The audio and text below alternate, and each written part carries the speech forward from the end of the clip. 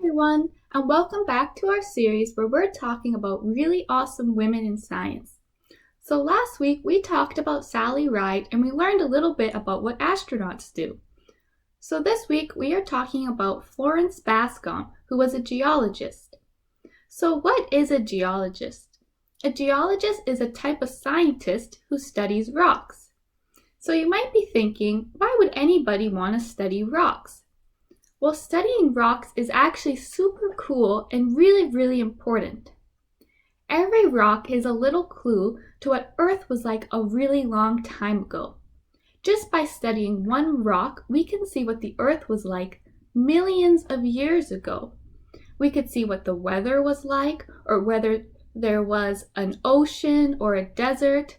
Some rocks even have little pieces of dinosaur bones in them.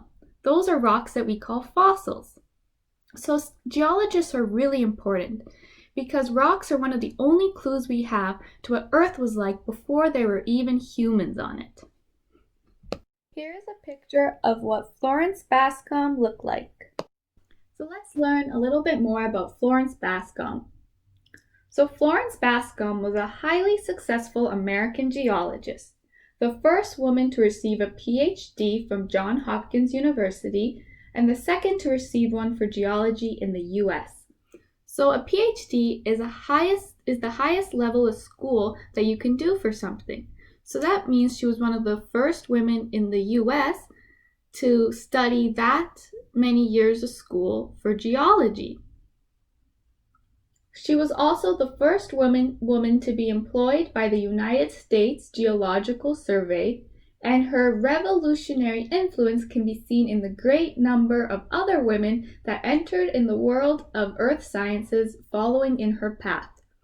So that means that after she was studying geology, she inspired a lot of other women to start studying in that kind of school too.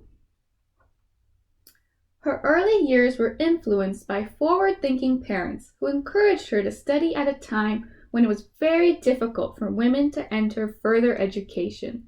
So that means it was really hard when Florence was alive for women to study at university level. Most women actually didn't even go to school. So for her to get her PhD, which is the highest level of school, it was very difficult for her. During her PhD, where she examined the formation of mountains, Florence had to sit behind a screen in case she distracted her male fellow students. So that's really silly. So that means that when she was studying, she was separated from the other boys in the class because her teachers thought she would be a distraction, because she was probably the only girl in the class. Florence carved a name for herself regardless, and she became wildly known for her mapping of rock formations. She also studied a new field of geology.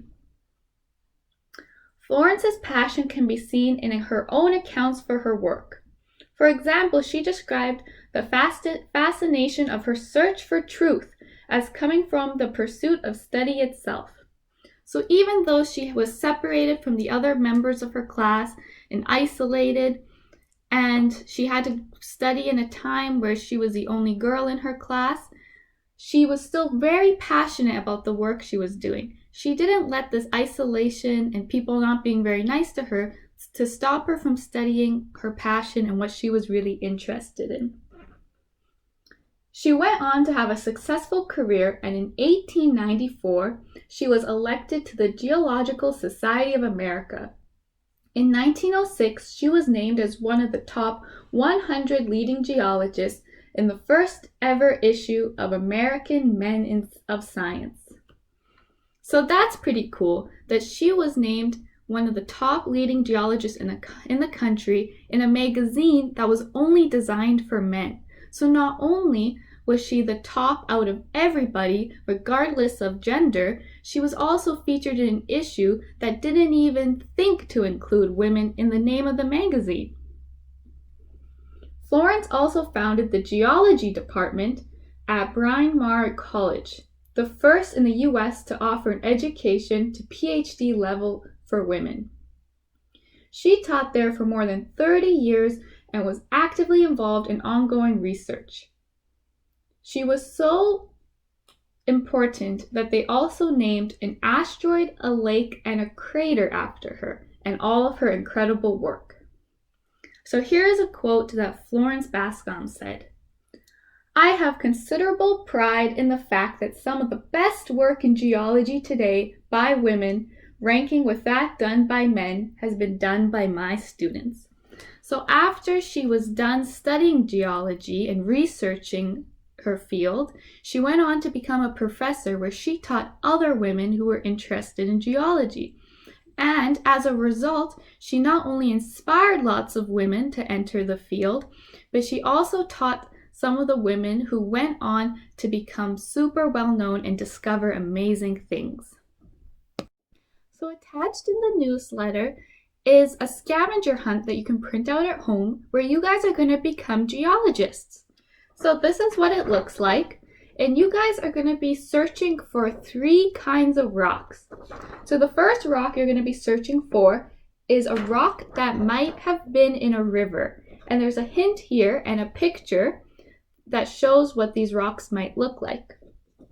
The next rock that you're going to be searching for is a rock that has lots of layers, like shown in the picture here. And a really cool thing about this rock is that it might be millions of years old, the one that you find.